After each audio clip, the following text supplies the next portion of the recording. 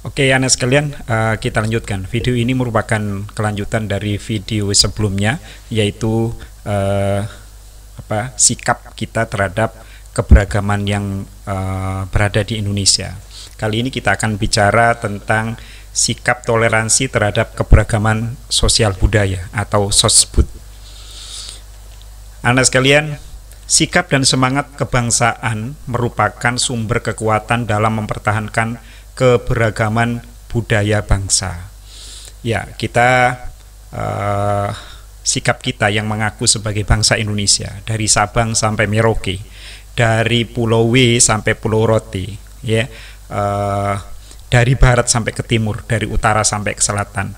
Kita semua tidak pernah mengenal sebelumnya, tapi kita semua merasa menjadi bangsa Indonesia, menjadi bagian dari negara Indonesia. Ini sikap seperti ini sangat penting, karena dengan sikap seperti inilah maka keutuhan bangsa Indonesia yang beragam ini akan terjamin keberlangsungannya dari zaman ke zaman.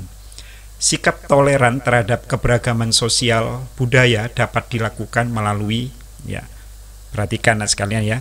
Jadi sikap kita terhadap keberagaman sosial budaya kita bisa lakukan sebagai berikut. Yang pertama, dicatat, mengetahui keanekaragaman budaya yang dimiliki bangsa Indonesia. Anak sekalian, keragaman bangsa Indonesia itu tentu banyak sekali, karena suku bangsanya saja berjumlah 1128 di tahun 2010, dan 2020 sudah mencapai 1300 lebih. Tentu adat budayanya juga banyak sekali. Dan kalau kita harus menghafal, ya, mempelajari, mengetahui satu persatu, tentu akan sangat susah dan sangat lama. Namun kita harus mencoba, setidaknya kita pernah mempelajari budaya suku bangsa yang lain. Misalnya anak sekalian, kita di sekolah diajari tentang angklung, misalnya musik angklung dari mana, lalu kemudian ada senjata celurit dari mana, rencong dari mana, tari saman dari mana, ya, budaya kalau pengantin Jawa pakaiannya bagaimana, ya, lalu kemudian masing-masing suku juga punya adat 7 harian, ya, 7 bulanan, adat ketika melahirkan, pernikahan dan lain-lain. Ya, ini perlu kita pelajari agar kita menambah kesenangan kita terhadap bangsa Indonesia. Yang kedua, mempelajari dan menguasai seni budaya sesuai minat dan bakat. Tentu saja mempelajari seni dan budaya dari sukunya sendiri itu sangat bagus, ya. Tapi lebih bagus lagi juga mengenal dan mempelajari budaya dari suku bangsa yang lain. Seperti yang kalian lakukan di sekolah ini, misalnya seringkali di sekolah ini dipelajari tari saman. Tari saman itu dari Aceh. Ternyata yang menarikan tari saman itu dari berbagai macam suku yang berada di Indonesia. Ada siswi dari Sumatera Barat, ada dari Jawa, ada dari Madura, dari Bali, ya, dari Sunda, ya. Mereka semua menari saman, dan sebaliknya juga begitu. Coba perhatikan teman-teman kalian yang main angklung, tidak hanya orang Sunda, ya, tapi semuanya juga tertarik untuk bermain dan mempelajari musik angklung yang dari Jawa Barat ini. Lalu yang ketiga, merasa bangga terhadap budaya bangsa sendiri. Anak sekalian, budaya bangsa Indonesia itu sangat luhur. Sejak zaman nenek moyang kita dulu, bangsa Indonesia itu sudah memiliki budaya yang tinggi, ya.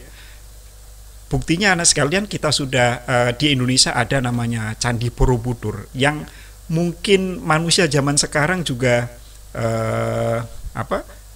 sulit itu untuk membangun candi sebesar itu, anak sekalian, ya. Namun itulah yang terjadi, bahwa Borobudur ada di Indonesia, dan candi-candi yang lain juga ada di Indonesia, menunjukkan betapa besarnya budaya bangsa Indonesia zaman dulu. Nah, anak sekalian, kita perlu bangga. Negara lain pun belum tentu bisa. Namun budaya tidak hanya yang bersifat demikian, ada juga kebanggaan kita terhadap misalnya budaya sopan santun, ya, budaya menghormat orang tua ketika kalian pergi, bersalaman, mencium tangan, itu adalah budaya-budaya yang sangat mulia yang perlu kita pertahankan. Kita sebagai bangsa Indonesia sudah memiliki budaya yang sangat tinggi. Oleh karena itu anak sekalian tidak perlu meniru budaya asing, budaya barat, udah westernisasi, ya, kebarat-baratan. Jangan sampai walaupun kita kuliah di Eropa, di Amerika, budaya Indonesia tetap harus kita pertahankan. Sama juga kalau kita semua belajar ilmu dari negara-negara timur, ya, negara-negara Arab, tetap kita pertahankan budaya kita sebagai orang Indonesia, karena budaya mereka belum tentu lebih baik dari budaya kita. Kita punya sopan santun, tepah selira, tenggang rasa yang sangat tinggi yang tidak dimiliki oleh bangsa-bangsa yang lain. Lalu kemudian menyaring budaya asing. Anak sekalian, walaupun budaya Indonesia itu tinggi, tapi banyak juga budaya-budaya yang perlu kita tiru dari asing, karena ada di kita itu kurang, perlu kita perbaiki. Misalnya dari luar negeri ada budaya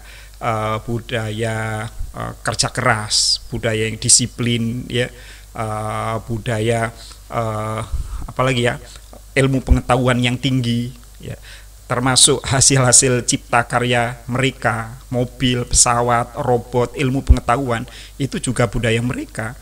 Nah, selama itu bermanfaat, maka kita tidak perlu menolak. Selama itu tidak bertentangan dengan nilai-nilai Pancasila, kita terima. Jadi budaya-budaya asing silakan saja masuk ke Indonesia, asalkan sesuai dengan nilai-nilai Pancasila.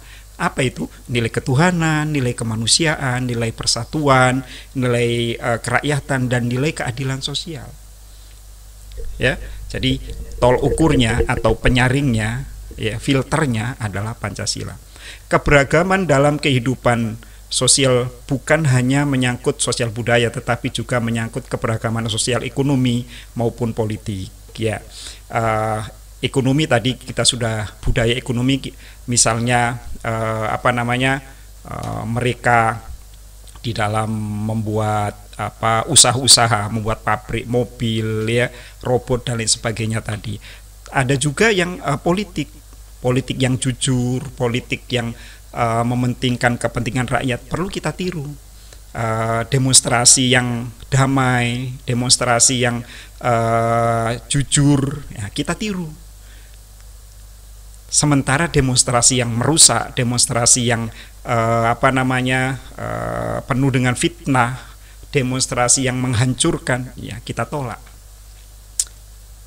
Demokrasi itu bagus, tapi tetap saja ukurannya adalah Pancasila. Kita punya namanya demokrasi Pancasila. Mereka yang di luar itu ada namanya demokrasi liberal, sangat tidak cocok dengan Indonesia. Indonesia punya demokrasi Pancasila. Lalu kemudian perbedaan kondisi ekonomi maupun politik dalam kehidupan sehari-hari di masyarakat hendaknya tidak menyebabkan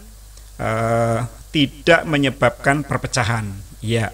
Sebaliknya, keberagaman justru menjadi pendorong untuk memperkuat kerukunan, persatuan, dan kesatuan bangsa dalam bingkai Bhinneka Tunggal Ika.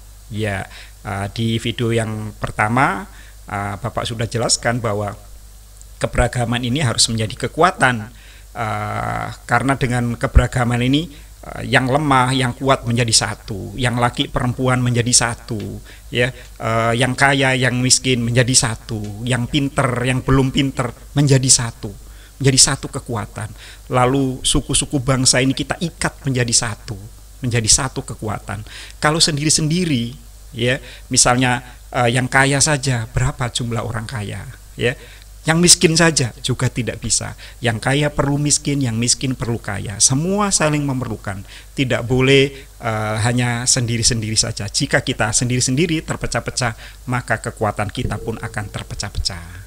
Nah, anak sekalian, itu saja pertemuan kita kali ini. Mudah-mudahan kalian bisa memahaminya dengan baik. Nah, anak sekalian, itulah materi kita hari ini. Mudah-mudahan kalian bisa memahaminya dengan baik. Jika kalian masih belum bisa memahami dengan baik, maka kalian bisa buka kembali video ini di YouTube Bapak, yaitu di PPKN Studio.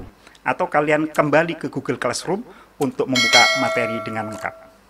Terima kasih atas perhatiannya. Assalamualaikum dan salam sejahtera.